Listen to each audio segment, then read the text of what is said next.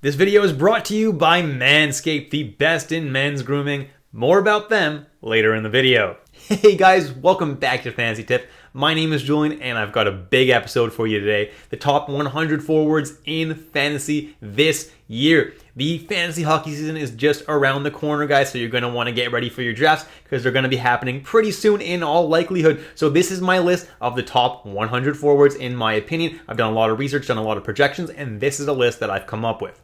Before we get started, guys, please leave a like, hit the subscribe button, and hit that notification bell. More than half of you guys are not subscribed, so be sure to hit that subscribe button because it would mean the world to me, trying to get to 5,000 subscribers as soon as possible. One more thing, guys, I'm going to be doing an episode really soon reviewing your fantasy teams, so be sure to send me your fantasy teams to Fantasy Tipped on Twitter, and I'll be sure to take a look. You can also write them in the comments below, and I'll definitely be sure to rate your teams in that video. Let's jump right into it now, and just so you know, guys, the first 38 players that I'm going to be talking about, I'm not really going to say a whole lot about them because I did already talk about them all in my top 50 forwards video, so if you want to check that out, you can check that out right up there. And without further ado, let's jump into it, and let's start with number 1, Connor McDavid. Number 2, Austin Matthews. Number 3, Leon Draisaitl. Number 4, Nathan MacKinnon. And number 5, Kirill Kaprizov. Number 6, Nikita Kucherov. Number 7, Mikko Rantanen. Number 8, Jonathan Huberdeau on his new team, the Calgary Flames.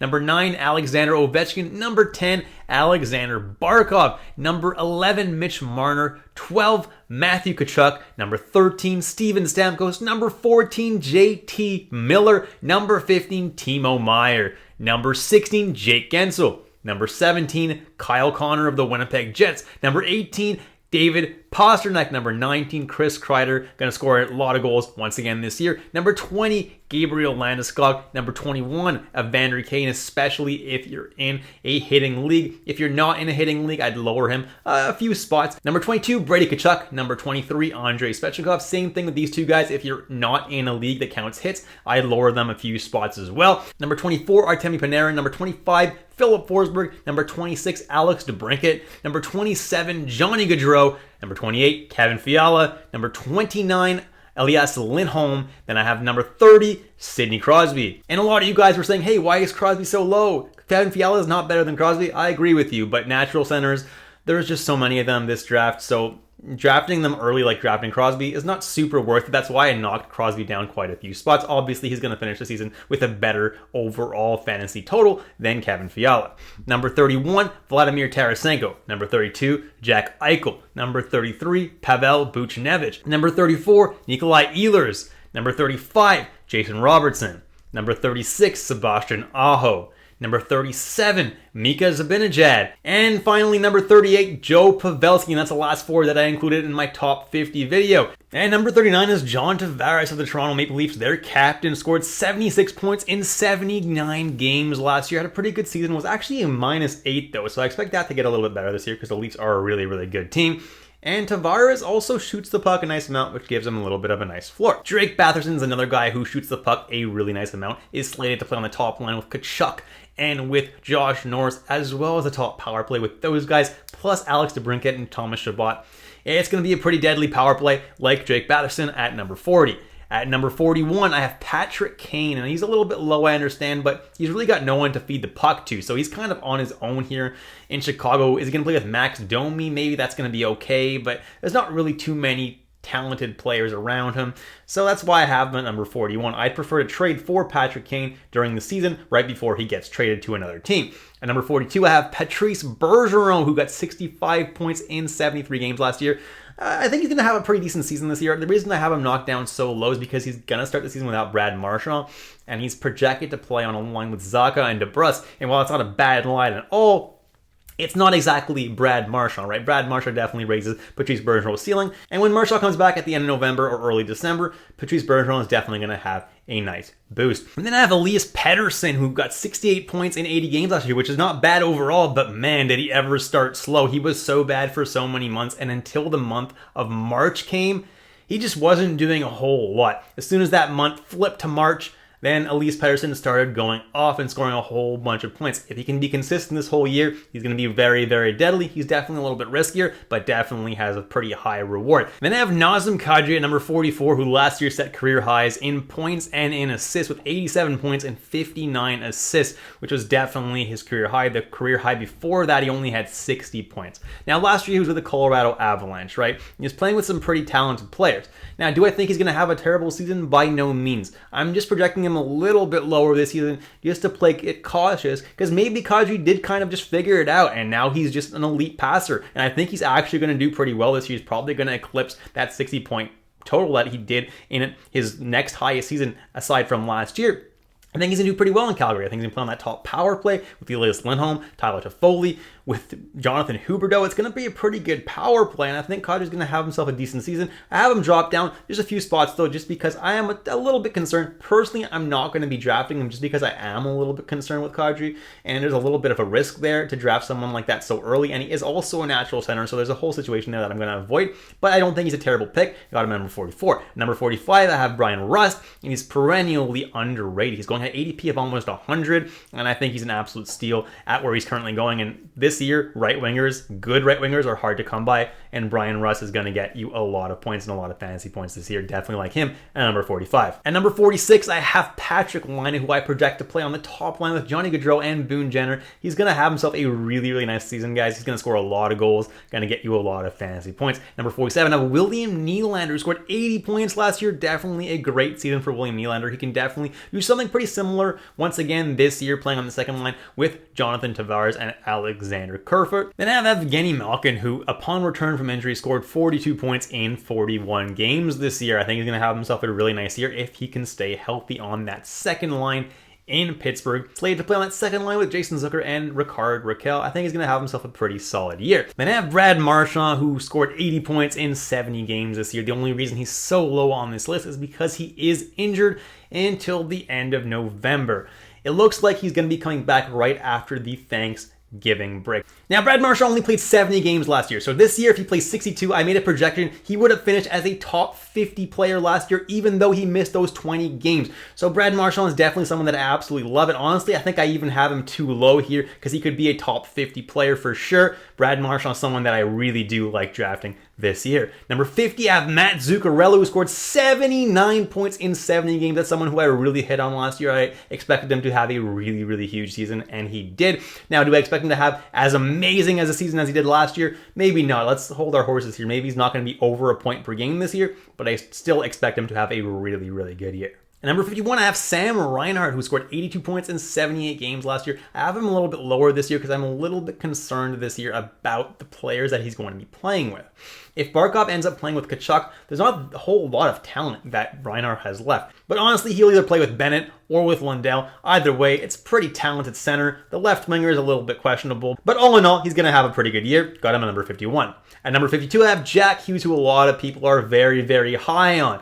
Jack Hughes scored 56 points in 49 games last year. So obviously there's a good reason that they're high on him. He was over a point per game pace last year in the games that he did play. Looked really, really, really good. And this year he's going to have himself another really, really solid year. Now last year he was the 52nd best fantasy player in terms of fantasy points per game. So if he can sustain that, he definitely can finish in the top 50 players this year. I'm a little bit cautiously optimistic though, because Jack Hughes has a pretty big history of injuries, and he's probably going to miss some time this year. I really hope he doesn't, and I hope that he's able to have that huge breakout year. But I'm being a little bit cautious here. I got him as a number 52 forward. Next on the list is Rupe Hintz, who scored 72 points in 80 games and finishes the 55th best fantasy player in terms of fantasy points per game last year, and somehow he's going on to ADP of 133.5. Now, I like Jack Hughes, but Rupe Hintz is going so late in terms of ADP. He's an absolute steal, and he's definitely someone that I love to grab as a natural center this year in my drafts. At number 54, I have Tyler Bertuzzi, who's also going super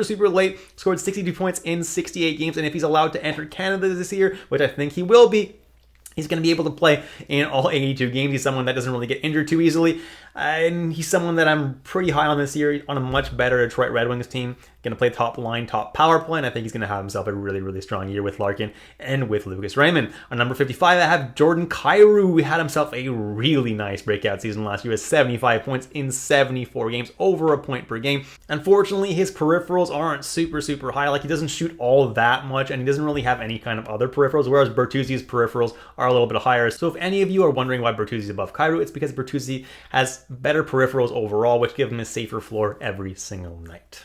At number 56, I have another Detroit Red Wing in David Perron, and obviously I might be a little biased here, but I absolutely love David Perron, and I think he's going to play on that second line with Vrana and Kopp, and I think he's also going to play on that top power play with Raymond, Bertuzzi, and Larkin, and I think he's going to have himself a really strong year in Detroit. At number 57, I have Braden Point, who scored 58 points in 66 games last year. His shooting percentage was actually a little bit low, so that could go up a little bit, which is why I got him here at number 57. At number 58, I have Valeri Nichushkin, who last year had a really good year with 52 points in 62 games. And he actually finished as the 58th best fantasy player in terms of point per game, not forward, player in terms of fantasy points per game. Had a really good year. His shooting percentage was a little bit higher than he'd been able to shoot in the past. However, he was with a very strong Colorado Avalanche team, and they don't have as much depth this year. So while not playing with Kadri might hurt him a little bit, he's one injury away from getting onto that top Colorado power play.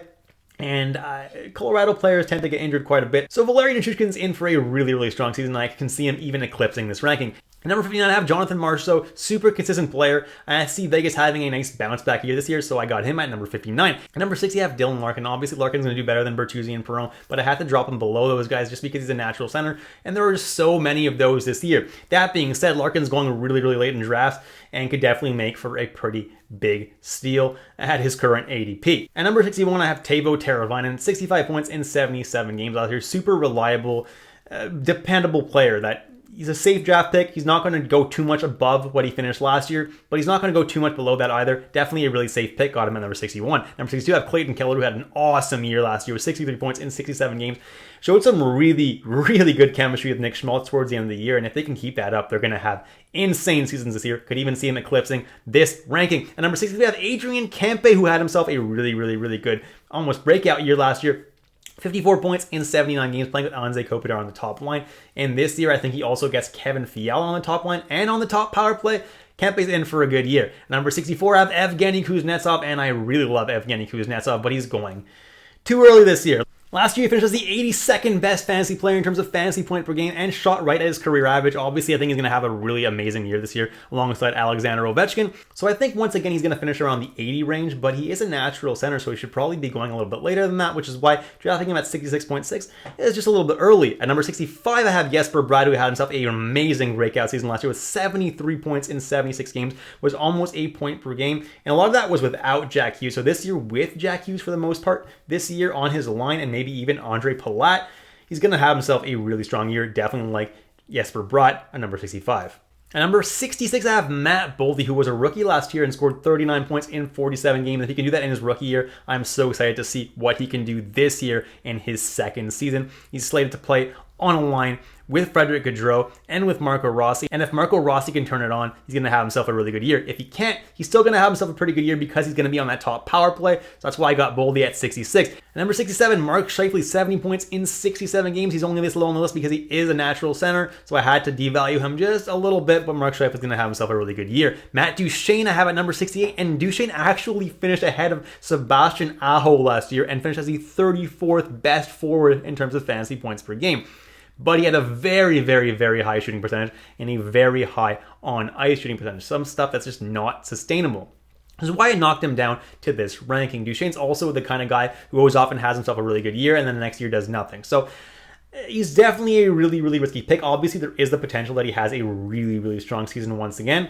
But I'm holding my breath a little bit, and that's why I got him ranked at 68. At number 69, I have Boone Jenner, who scored 44 points in 59 games last year. It was a nice season for him, and he's someone who puts up a lot of peripherals as well. And this year, He's projected to play with Johnny Gaudreau and Patrick Laine. Are you kidding me? He's going to have himself a really, really good year. Next, I have Anze Kopitar, who last year finished with 67 points in 81 games. Last year, he finished a little bit lower than this ranking, was the 83rd best forward. But this year, he gets Kevin Fiala on his line, potentially, and on the top power play. It's a pretty good ranking here for Anze Kopitar. Got him at number 70. At number 71, I have Tage Thompson, who had a breakout year last year with 68 points in 78 games. He's a dude that I really like because he shoots the puck a lot. So he gives himself a really safe floor night in and out. Also got Jeff Skinner on his line, who also shoots the puck a lot, which is why he's also going to get himself a good amount of assists.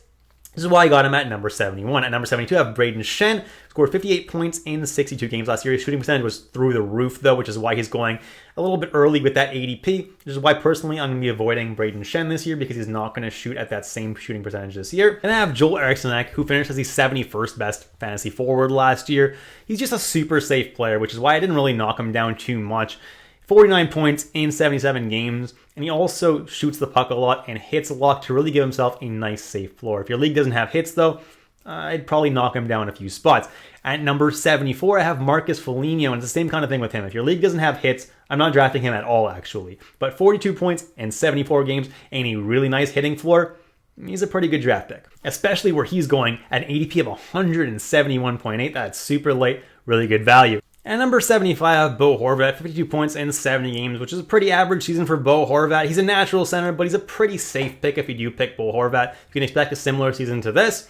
Got him at number 75. At number 76, I have Claude Giroux, 65 points in 75 games last year, which is pretty good. This year, I see him playing with Alex DeBrincat and Tim Stützle on the second line. The one thing that is a little bit against him is he's not going to be playing on that top power play. In all likelihood, I see that top line plus Alex DeBrincat being on the top power play. So Claude Giroux is not going to be on that power play unit right away. But if someone does get injured, then he probably does slot onto it.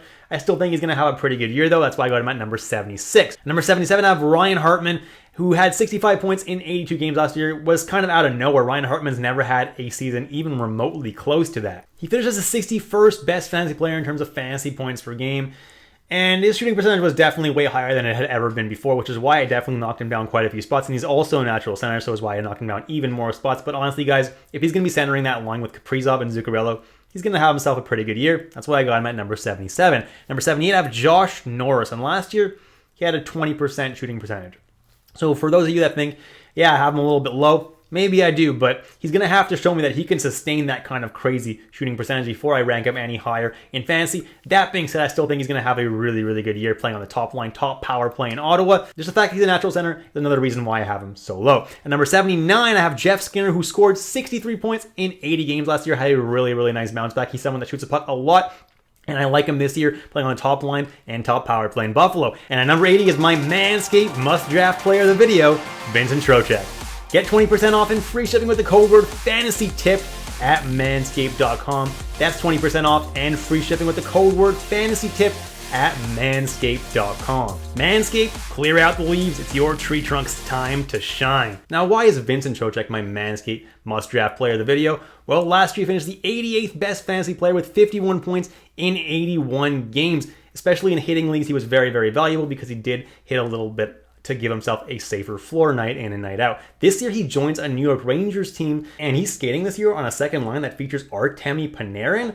Yeah, he's going to get a lot of points this year, plus he's going to be playing on that top New York Rangers power play, which is the best power play in the league, is super, super deadly, was the best power play last year. Trocheck is bound to have himself a really, really strong season. Next is Cole Caulfield, who scored 43 points in 67 games, but what has me super optimistic is that he scored 22 goals, 13 assists for 35 points in the last 38 games of the season. He's someone that I definitely see having an amazing breakout season this year. Got him at number 81. Next, I have Mason Marchment. He was the absolute hardest player to rank on this list because, well, he scored 63 points in 67 games last year, which is good. But here's the catch. He played on the third line in Florida pretty much the entire season. So he was able to maintain almost a point per game pace playing on the third line, which is absolutely incredible. Now, is he going to be able to do something similar to this on Dallas? Perhaps. I think Dallas may even deploy him in a second line role this year. And if he does get deployed in a second line role, I think he's going to have a pretty good year alongside Tyler Seguin. Now, Now, what makes me a lot more comfortable with this pick is that he does give you a pretty safe floor with hits and with shots. And considering that he's going so late at 171.9, and it makes him a pretty good late round steal if he manages to live up to even close to where he was last year with Florida. Definitely like him. Got him at number 82. Number 83, I have Tanner Jeannot. Scored 41 points in 81 games. And he's basically a Brady Tkachuk light. He shoots, he hits. He's a pretty good player all around. Now, if you're not in a hitting league, I wouldn't draft Tanner Jeannot probably at all. But if you are in a hitting league, he hits so much. Gives you that safe floor night in and out. And that's why I got him at 83. Next, I have Mark Stone, who was pretty banged up last year. Missed a very good chunk of the year. Scored only 30 points in 37 games. Good enough for the 111th best fantasy player in terms of fantasy points per game. Now, obviously, I expect Mark Stone to do significantly better this year if he can stay healthy. And obviously, he could be a top 50 player at his peak potential. The thing is, I'm really worried once again about the injuries. Last year, he would play a couple games and get injured, and I'm just still concerned about that. That being said, if he does manage to stay healthy, he's going to have himself a pretty good year. That's why I got him at number 84. Next, I have Pierre-Luc Dubois, who scored 60 points in 81 games, finishes the 77th best fantasy forward overall, and I'm expecting a pretty similar season to that this year. Unfortunately, he is a natural center, which does make him slide a few spots in my rankings, but I do think he's going to have a good year. Don't mind drafting Dubois at his current ADP. At number 86, I have Tim Stützle, who's primed for a breakout year. Last year had a pretty good year to begin with 58 points in 79 games, and his line mates weren't all that great. This year, he gets Claude Giroux and Alex DeBrincat as most likely line mates. Oh boy, Tim Stützle's in for a treat of a year, and if you do draft him, he could definitely exceed this ADP, but for now, I have him at 86. At number 87, I have Robert Thomas, 77 points in 72 games, is over a point per game, but his peripherals, not great. Really not good. If you're in a pure points league, I'd rank Robert Thomas a lot higher, but there's not a whole lot of pure points leagues these days, which is why I got him here at number 87. At number 88, I have Sam Bennett, who scores 49 points in 71 games last year. I'm a little bit concerned with him. Who are his line mates going to be? If he gets Matthew Tkachuk or Sam Reinhart, I think Bennett's going to be just fine, but what if he doesn't get either of those guys and he gets something like Nick Cousins and Balcers or something like that? That's a little bit scary. That's why I got Bennett knocked down quite a few spots. He finished as the 56th best player last year in terms of fantasy points per game, and he will give you a safe shooting and hitting floor night in and night out, so definitely not a bad option, especially at his ADP. He's going pretty late, so honestly, not a bad thing to take a chance on Sam Bennett. At number 89, I have Troy Terry, who had himself a breakout season last year, scored 67 points in 75 games, and the Ducks have an amazing schedule for fantasy purposes. They play on a lot of off nights. I got Troy Terry at 89. At number 90, I have Michael Bunting, who's going to be playing once again on the line with Matthews and Marner. Last year, he managed to score 63 points in 79 games. I do really like his fantasy outlook this year, and I think he's going to have himself a really strong year once again. At number 91, I have Blake Wheeler of the Winnipeg Jets, slated to play with Mark Scheifele on the top line in Winnipeg, as well as likely the top power play. While Blake Wheeler is definitely getting up there in age, he's still managing to put up some solid points, and that's why I got him here at number 91. At number 92, I have Nico Hischier, who had himself a really good year last year with 60 points in 70 games, was finally able to stay healthy for the most part. And I'm expecting another really strong year from Hischier. I'm expecting him to build upon that success last year. Got him at number 92. At number 93, I have Tomas Hertl, who had himself a pretty good year last year, 64 points in 83 games. A lot of that was with Timo Meier. Some of it was not with Timo Meier. He's able to produce with or without Meier. He's a pretty good player. I got him at number 93. And then I have Nick Schmaltz, who had a very poor first few months of the season last year, but then in the last couple months really turned it on, made some really amazing chemistry with Clayton Keller, ended up with 59 points in 63 games. He was well over a point per game pace in those last couple months of the year, and that's what gets me really excited. If they can keep that chemistry going, Nick Schmaltz could be an absolute steal in fantasy draft this year. He's not going in a lot of leagues. He's being undrafted in so many leagues. And if he is being drafted, he's being drafted super late. Could be an absolute steal at that current ADP. Like him, got him at number 94. At number 95, I have Ryan Nugent-Hopkins, who had 50 points in 63 games last year. Kind of underwhelming. However, he shot over 4% below his career average shooting percentage. I'm expecting him to have a really nice bounce back season this year. Got him at number 95. Then I have Zach Hyman, another Edmonton Oiler, another super safe pick. mostly because he's probably going to play with Connor McDavid once again. And he's going to put up some decent points. Had 54 points in 76 games last year, and I'm expecting something similar once again this year. Then I have Taylor Hall, who scored 61 points in 81 games last year, and I think he's a really, really good value at his current ADP. He's slated to be actually a top-line player this year with Pastrnak and with David Krejci, and that's because Brad Marchand is injured for the first couple months of the season. That's going to give Taylor Hall a really nice chance to shine and also get top power play time. I definitely like Taylor Hall's fantasy outlook this year. At number 98, I have Trevor Zegras, who finished as the 115th best fantasy forward last year, but he was a rookie, and I'm expecting him to build off that pretty solid rookie season, and he's going to have another solid year. I also really like the Ducks' schedule this year for fantasy. That's why I got him at number 98. At number 99, I have Matty Beniers, who's a rookie this year. In the few games that he played last year, he scored 9 points in 10 games. He's going to be their top line center this year. Probably going to play with guys like Bjorkstrand and McCann, and he is definitely my favorite for the Calder Trophy this year. And last but not least, at number 100, I have Jakub Vrana, who I see having a really, really good year this year. Last year, he didn't play a whole lot of hockey. He scored 19 points in 26 games, scored 13 goals. He's someone that's definitely going to score a lot of goals. And the thing is, this year he's got much, much better line mates. Last year he didn't really have anyone. This year he has Andrew Kopp and David Perron. He's definitely someone who can have himself a really, really good year this year. Jakub Vrana could be a huge steal in a lot of fantasy drafts. And that's it, guys. Do you agree with the list? Leave a comment down below. Let me know what you think, what you agree with, what you don't agree with. Until next time, guys, leave a like, hit that subscribe button, hit that notification bell. And if you do want to take your sport to the next level, the link to my Patreon is down below. Thanks so much, guys, and I'll catch you in the next episode of Fantasy Tipped.